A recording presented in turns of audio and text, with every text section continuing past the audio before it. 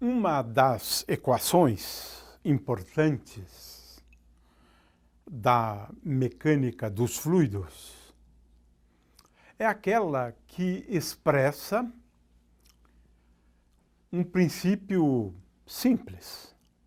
A massa total, quando você tem um fluido em movimento, essa massa é constante. A massa é constante. Ela não aparece e desaparece de uma hora para outra. Isso não pode. De forma que nós vamos escrever uma equação que é a primeira equação importantíssima da mecânica dos fluidos. Essa equação tem o nome de equação da continuidade, né? Claro, no caso, falando da massa, né? Então, tem um nome que também se aplica ao caso da conservação da carga elétrica, por exemplo. Essa equação também é uma equação importante no eletromagnetismo. Agora, para a gente explicar, né, o que significa e como a gente escreve essa equação, a gente precisa lançar mão de algumas figuras simples, né? Então, vamos imaginar aqui um fluido. E eu agora considero uma esfera imaginária, claro. Mas poderia ser um volume qualquer. É que esfera é mais fácil. Mas pode ser um volume qualquer. Sim, eu poderia, por exemplo, considerar aqui um cubo. Também, para um cubo vale a mesma coisa. Não é diferente, né? Um volume qualquer, um volume qualquer. Então, para um volume V qualquer, que pode ser da esfera, pode ser de um cubo, né? A primeira grandeza que a gente vai analisar, né, é a massa total dentro da esfera ou do cubo, naquele volume lá. Então, eu tenho uma massa contida no volume V. Pronto, colocamos o V aqui. A massa naquele volume, né, ela é dada por integral, vamos colocar aqui apenas assim, integral de ρ dV. Sim, eu somo sobre todas as massas, porque eu estou imaginando que dentro desse volume V, eu vou poder sempre dividi-lo em elementos de massa dm. E dm, como já dissemos antes, é igual a ρ vezes dV. De forma que, para eu calcular a massa no interior de um volume, qualquer que seja o volume, eu vou fazer essa integral sobre o volume V.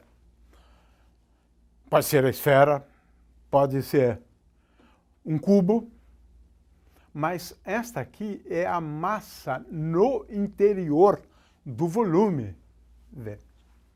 Ora, essa massa pode mudar, claro, pode mudar. Com o tempo, não há problema algum. Repentinamente você tem mais massa chegando do que saindo. Então, a massa no interior desse volume pode ser função do tempo. Às vezes não, né? Depende do tipo de escoamento que nós estamos falando, né? De forma que nós vamos considerar, né, o caso mais geral possível. De forma que, em princípio, eu posso determinar a taxa com que a massa no interior de um volume qualquer varia com o tempo. Varia com o tempo. Ora, isto aqui é igual a essa integral, e agora eu vou derivar ρ explicitamente com respeito ao tempo. Então, isso é dρ dt, e agora eu tenho integral em dv, um elemento de volume. Então, no caso mais geral possível, né, se o escoamento for permanente, sempre do mesmo jeito, então, no caso de escoamento permanente, dmv dt é igual a zero, não muda, não muda. Mas isso é um caso, isso é um caso. Não estou falando do caso mais geral. O caso mais geral é aquele no qual dρ dt, ou seja, o ρ varia explicitamente com o tempo. Então, dρ dt é uma coisa muito importante para a gente analisar. Eu posso ter escoamentos nos quais dρ dt, falando da derivada de ρ, né, com respeito ao tempo, dρ dt, né?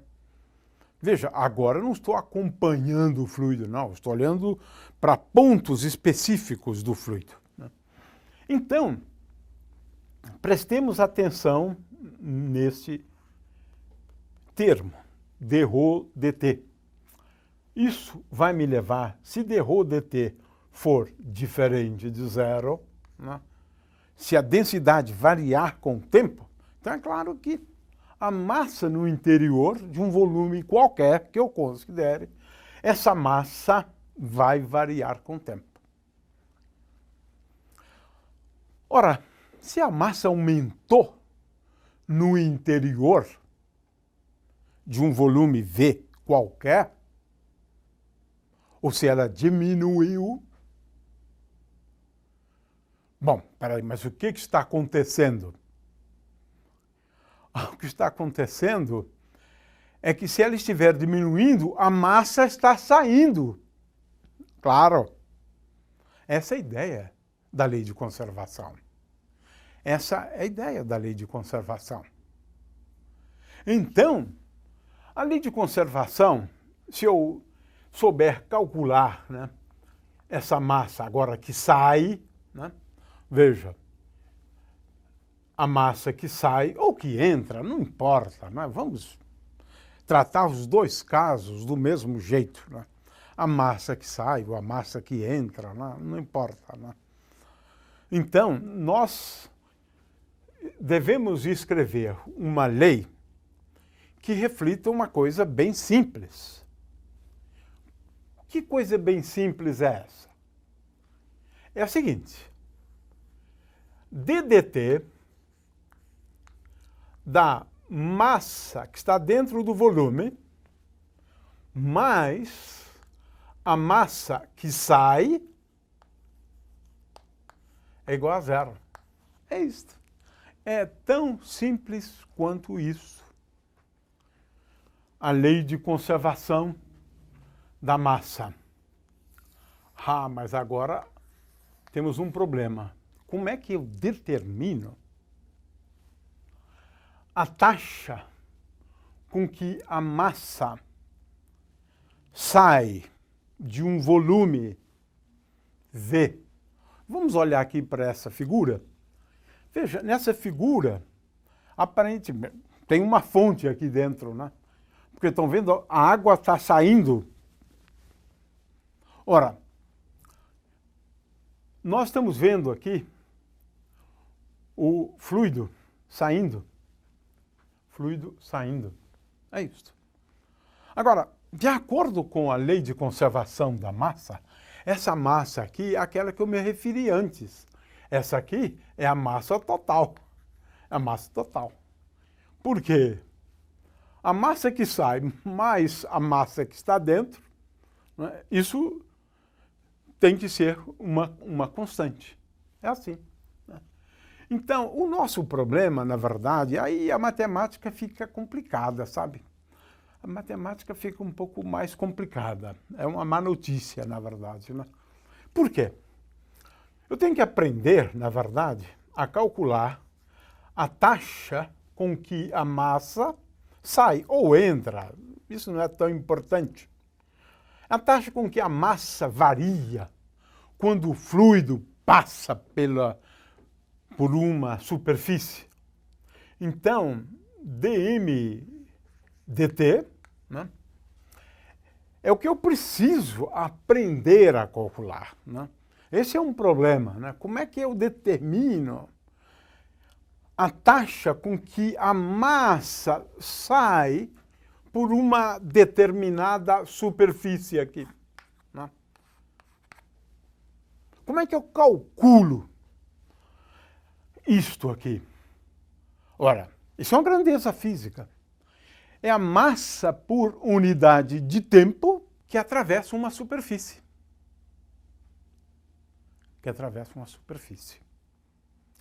Eu vou dar a resposta, né, para essa questão.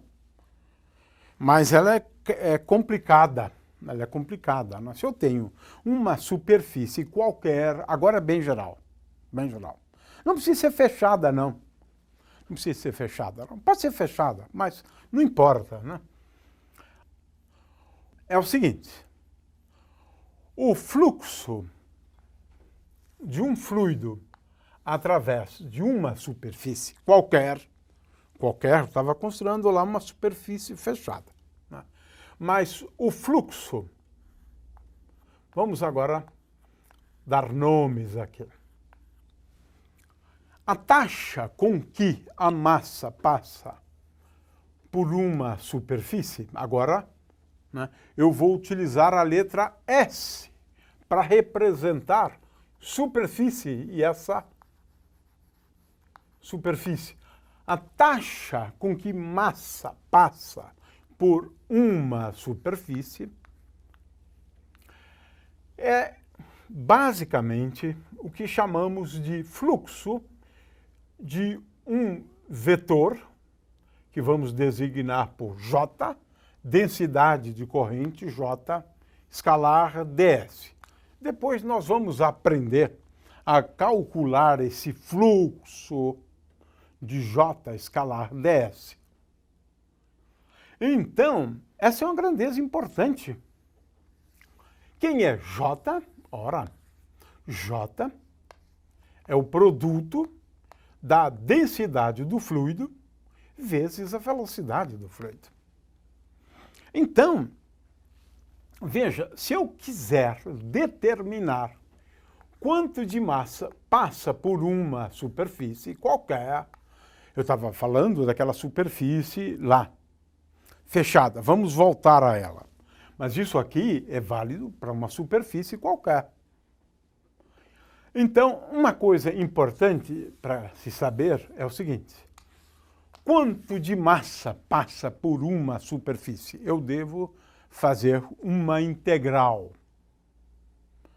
de J escalar ds. Muitas vezes, essa grandeza física aqui é chamada de vazão.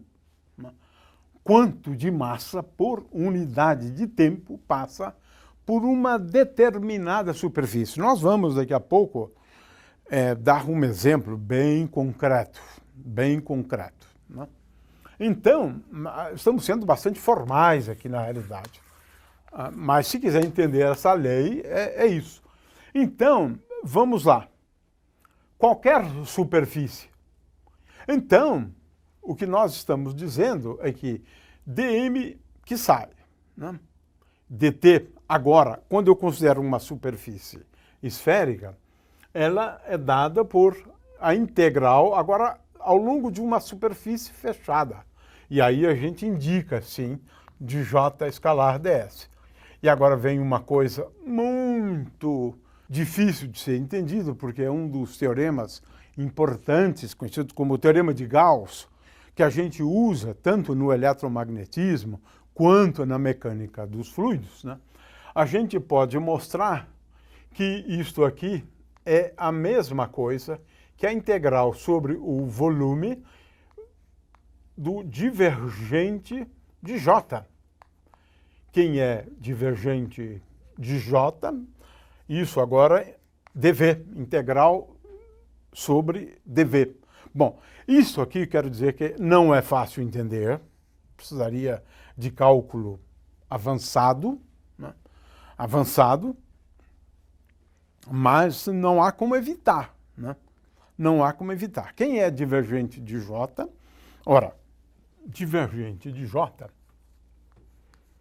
é a mesma coisa que dx, jx, mais dy, jy, mais dz, jz, onde isso aqui é derivada com respeito a x, derivada com respeito a y, derivada com respeito a z.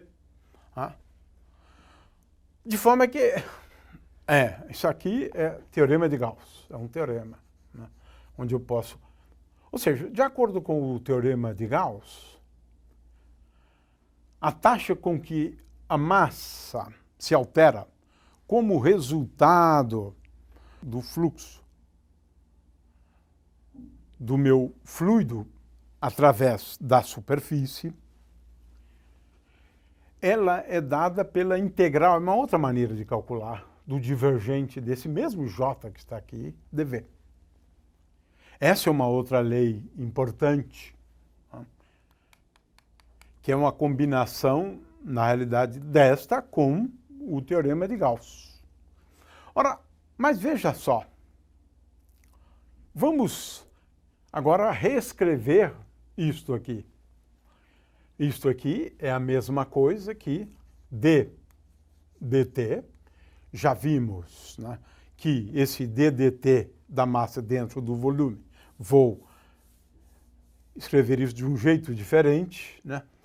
D dt de mv é a mesma coisa que integral de volume de dρ dt, tenho aqui o integral de volume, mais dm, que sai dt, usando agora o teorema de Gauss, mais integral do divergente